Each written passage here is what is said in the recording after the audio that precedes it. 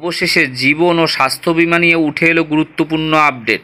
এবার বড় সিদ্ধান্তের পথে সরকার। থাকবে না 18% জিএসটি।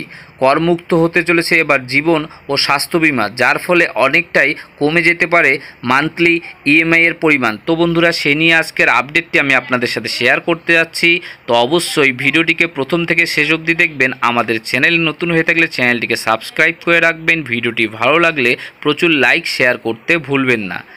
জীবন ও স্বাস্থ্য বিমার প্রিমিয়াম জিএসটি কমানো নিয়ে নতুন আশার আলো দেখা দিয়েছে। দীর্ঘদিন ধরে বিরোধীদের চাপের মুখে থাকা কেন্দ্র অবশেষে প্রস্তাবটি গুরুত্বের সঙ্গে বিবেচনা করছে। বিমার প্রিমিয়ামে 18% কর সাধারণ মানুষের নাগালের বাইরে ঠেলে দিচ্ছিল বিমা পরিষেবাকে। বিশেষত মধ্যবিত্ত বয়স্কদের জন্য স্বাস্থ্য বিমা হয়ে উঠেছিল বাড়তি বোঝা। বিরোধীরা বারবার দাবি তুলেছিলেন বিমা করমুক্ত না হলেও অন্তত করের হার উল্লেখযোগ্যভাবে কমাতে হবে।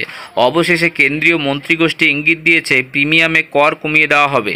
এতে বিমার প্রিমিয়াম কিছুটা হলেও কমবে বলে আশা করা হচ্ছে। যদিও বিশেষজ্ঞদের মতে শুধু কর হ্রাস নয়, বাস্তবে বিমা কোম্পানিগুলি যাতে সেই সুবিধা গ্রাহকের কাছে পৌঁছে দেয় সেটাও নিশ্চিত করতে হবে, নইলে সিদ্ধান্তের সুফল সাধারণ মানুষ পাবেন না। জিএসটি কাউন্সিলের আসন্ন বৈঠকে চূড়ান্ত সিদ্ধান্ত হতে পারে। যদিও কার্যকর হয়, তবে বিমার প্রিমিয়ামে উল্লেখযোগ্য হারে কমবে এবং মানুষ আরও বেশি করে জীবন স্বাস্থ্য বিমায় আগ্রহী হবেন। সুরক্ষা ও আর্থিক নিরাপত্তার পথে এটি সাধারণ মানুষের জন্য একটি গুরুত্বপূর্ণ মাইলফলক হয়ে থাকবে।